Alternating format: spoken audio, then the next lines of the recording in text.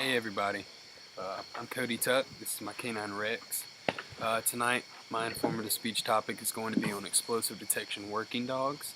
The main point I want to get across today, or main points, is going to be the training that these dogs endure, the responsibilities they hold in their societies, and the importance of having these dogs in our law enforcement agencies throughout the United States. So, first and foremost, these dogs endure a great deal of training. Every month, we're required to get 20 hours of training minimum with locating and finding and rewarding on explosive detection.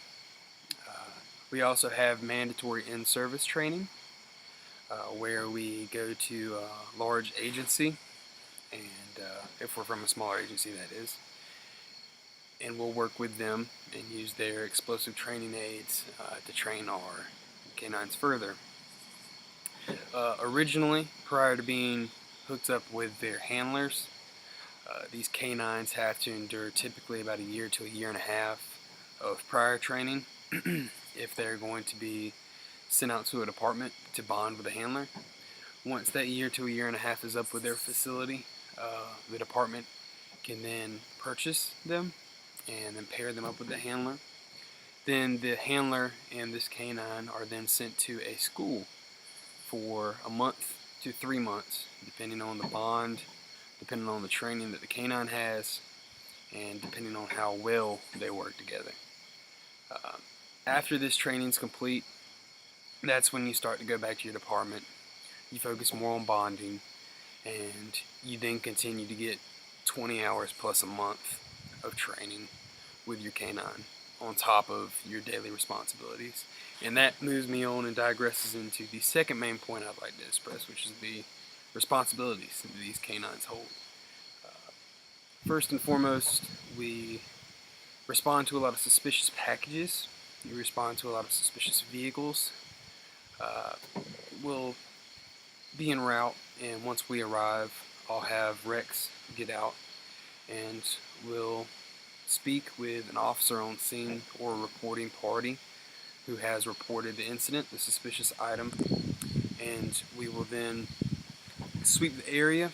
I will lead him to the object, not making it obvious that that's the object I want swept, because that could lead to a false alert, and then I'll sweep the object, whatever it may be, 2 to 3 times, just to be sure.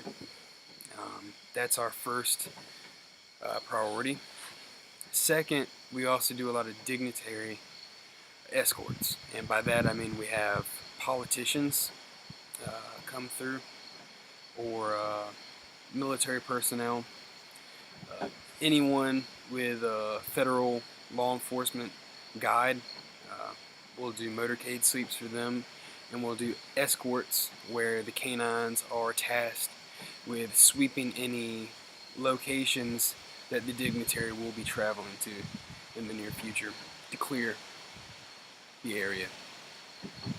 So, third, also, canines are tasked with clearing large stadiums, large venues, anywhere where they can see explosives being a potential threat. So, we take on that responsibility as well. And that kind of leads me into the final main point. These dogs do so much for their communities. If they knew what they were doing, they might not, because it's very scary to be handling explosives and dealing with that on an everyday basis. But these dogs are great at what they do. They put them and their handlers put their lives in jeopardy for their communities, which is well worth it in my eyes, and I absolutely love doing what I do every single day, and I know Rex does too.